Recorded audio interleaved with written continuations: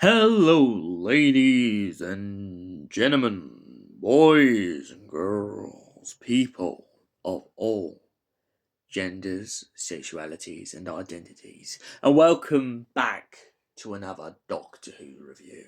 And today's Doctor Who review is none other than the Stones of Venice.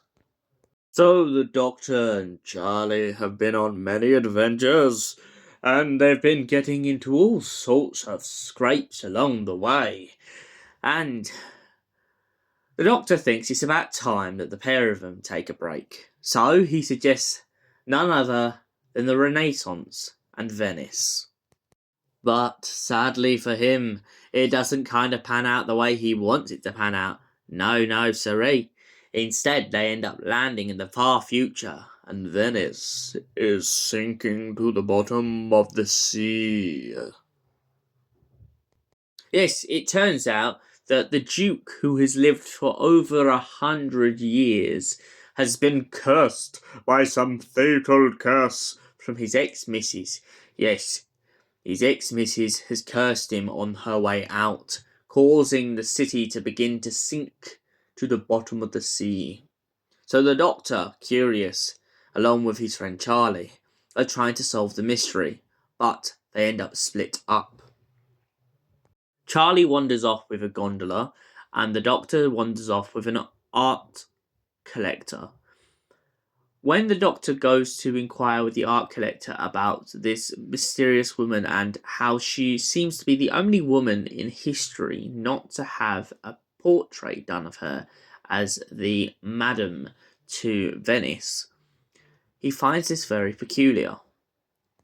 Elsewhere, Charley gets caught up in a plot by the gondolas, who are secretly fish people. Yes, you heard me right, they are fish people. Do you remember the underwater menace? Well, lo and behold, the fish people are back, and they've been posing as gondolas in the city of Venice in the far future. And the way that they have been treated has made them angry, and so they plan to get back at the Duke by making him believe that someone else is his wife. Return to stop the curse once and for all at the dawn of day. Meanwhile, the Doctor and the art collector get caught off guard as the cult of Estella, the Duke's long-gone wife, or so believed long-gone wife, has caught up to them and is warning the Doctor that he is playing a very funny game. When the Doctor begins to be escorted to his capture point, the boats are attacked by the gondolas, setting the Doctor free.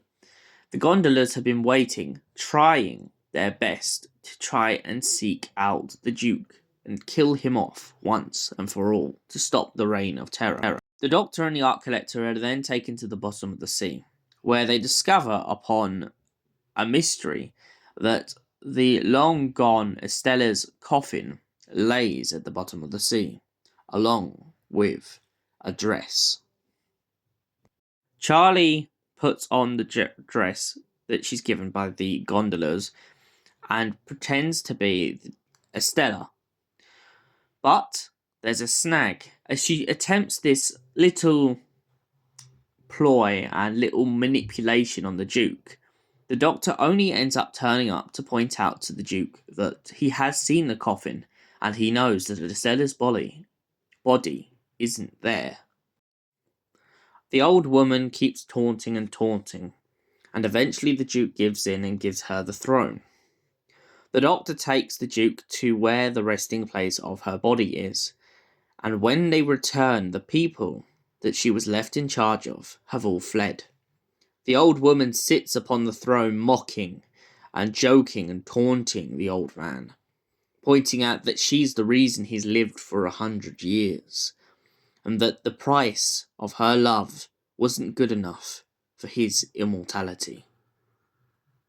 The Doctor stands confused and puzzled alongside Charley and the rest of the gondolas and everyone else in the room. But then suddenly, it starts to click. The old woman is none other than Estella, and she's been playing a very long game, trying to drown the city of Venice in hopes that the Duke, her ex, learns his lesson.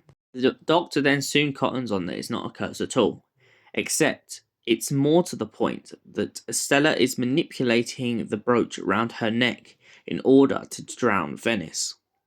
To save Venice once and for all, she and the Duke must fall in love once again and give up their immortality, finally dying and letting the city be at peace. They agree to this term, and Estella and the Duke fade into ash. The Doctor points out to Charlie at the end of the story that he thought that this was very romantic, as it shows their strong connection and strong love for one another. And also, it proves how time can wilt the soul and make one cruel and unkind. So what did I think of the Stones of Venice? Well, I think it's a very interesting story. I like the idea that they've brought back the fish people, and I like the way that the Doctor and Charlie get split up in this story. I also like the fact that they're talking about the consequences of people living forever and the way it can affect people and people's personalities, and also, mainly as a whole, it really affects the city when there's a curse. Well, not really a curse, but when you know that your city could be drowned tomorrow. Everyone in this story becomes very gothic and very prepared to die, and very harsh about their reality of their situation. They're not worried about the fact that the city could be underwater, but they do often joke in this story about swimming with the fishes. I thought this is a very interesting dynamic for the people of Venice, as in most other media, it's always pointed out to be very happy and joyous and partied. And yes, although in this story there is still partying, I like that it's not them partying for the sake of enjoying a good time. It's more of them partying because they know it may be their last. And for that reason, I give the Stones of Venice a solid 7 out of 10. Thank you for watching, and we will see you in another Doctor Who review. Until then, stay beautiful. And goodbye, all my lovely Whovians.